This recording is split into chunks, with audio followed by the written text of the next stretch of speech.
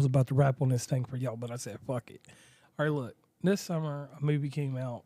It was straight direct competition for Fantastic Four. That shit was called Superman.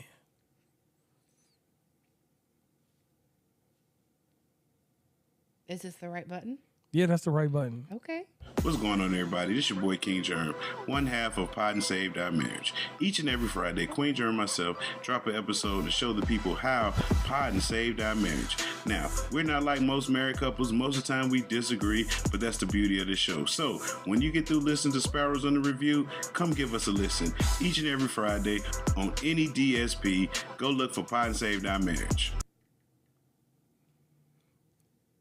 All right, everybody. This is James Gunn's version. It's like the 50 millionth reboot of Superman. Now, I got to be honest with y'all. I was not very encouraged to watch this movie. It didn't fit into any realm of anything. Because once I seen the trailer, I was really amused with the white dog, Kryptonite Dog. And I know he's got a name like Crypto or something like that, but I'm going to call that motherfucker Kryptonite Dog. Kryptonite Dog really inspired me to watch this because it was a hard one to watch. We watched this movie with my mother. My mother was disgusted. This was the first time in, like, I'm going to say at least, she's known me all my life, at least 25 years that she has been disgusted with a movie. The last time she was disgusted with a movie, it was Candyman, because it scared her. She asked me and Stacey why I even played that movie. She said, don't play no more movies like Superman. She did. She didn't like it at all. She's like, I forget what she said, but she made some comment and we laughed about it. Right. It was so underwhelming that this is what I got to say about the movie. First off, cool deal. Nathan Fillion is the new Green Lantern. It works out. He actually looks like the dude, the character from the actual comic book that played that version of Green Lantern. And shout out to him being the Green Lantern. Also, he was also in Peacemaker, which we have we got another episode of Peacemaker to watch. Yep. So here's my thing. And I'm going to say this 100%. And I know everybody that listens, they're always like, oh, JR, he's pro DC. Well, let me get this straight. I like James Gunn. James Gunn created an amazing deal when he did the Guardians of the Galaxy and even his own gangster version of Superman that he made on the low with nobody knowing. That one where he had the terrifying joint that just killed everybody. I forgot the name of that movie. You remember the joint? What? His fake Superman. His Superman, I'll have to play that movie for you. He made a bootleg version because he couldn't get the rights to it. And the little boy in that joint has a similar story of how he becomes Superman. But he be killing everybody like him. It don't matter who you are. He was catching wreck. But anyway, so here's the synopsis. This movie right here was presented to us as the reboot. James Gunn's tied into the DC universe, DCEU or extended universe. So he's trying to recreate or create a new environment for DC outside of those horrible ass Aquaman movies and all that other stuff. Now, here's my complaint with DC. DC has always been a great company when it comes to adult animation. The cartoons that they do for Batman and everything else, I watch them shits religiously. Hell, I watch every single one of them things by myself. But this movie, we put it on and we're sitting there watching it. In the first 3 minutes of the movie, Stacey's phone goes up in the air. Your phone went up in there because you know I've got a great memory. And obviously we were tripping off some other stuff. If you know, you know. If you don't, then you don't. So let me hand it over to Stacey because I didn't run my mouth for like 5 minutes or almost 5 minutes. I mean, you just go. It is what it is. I don't even know where you're going with this. I asked to rewatch it because I was under the influence and I don't remember a whole lot of it. So, I don't know. My question is, was this supposed to be some type of like continuation, or was this kind of starting over? Because it would be kind of like a starting over type thing, right? This is the first film, like I said earlier, in James Gunn's DC universe. Okay, so it's starting from the beginning. It's a complete essentially. reboot. That's what I'm asking. Okay. When I ask you this, don't speak to me like that. I'm asking for an explanation.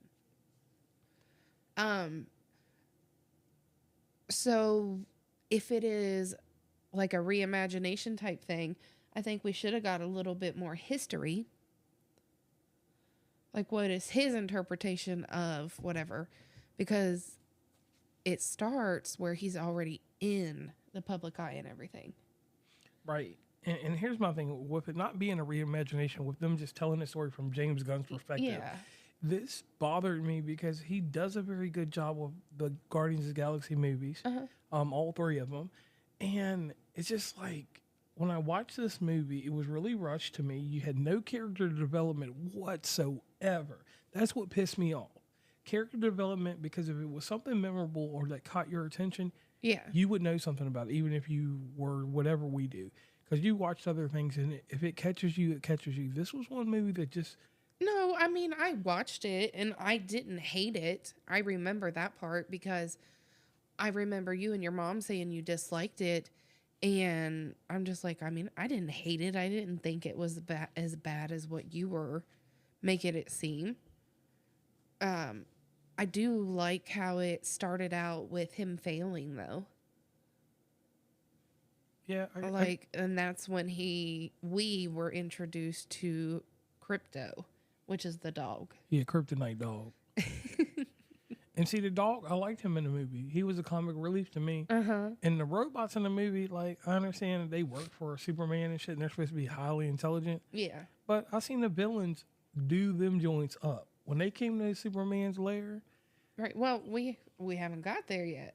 Well. Yeah. So, if you'll remember correctly, he listened to his parents' message anytime he was getting healed that soothed him.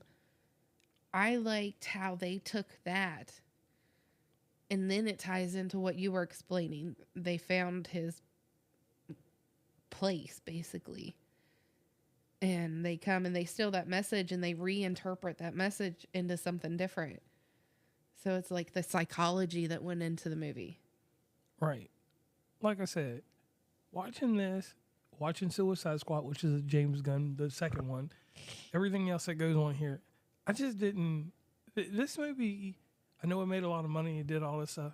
My overall stance on this is this movie was dumpster juice. Like, I can't help nobody go watch this. If you definitely want to watch this, definitely. All right. So, I mean, we can't go any further into explaining how much you hate this movie. So let's just jump to the statistics. Hold on, but you can watch this on HBO Max.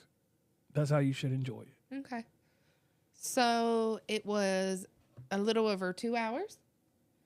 Budget $225 million. Box office was $615.3 million. Have you read anything about possible additional movies?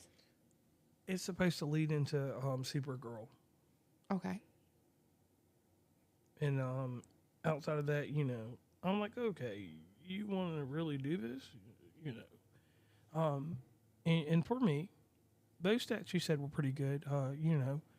Fantastic Four budget was $200 million. Their box office was $520.5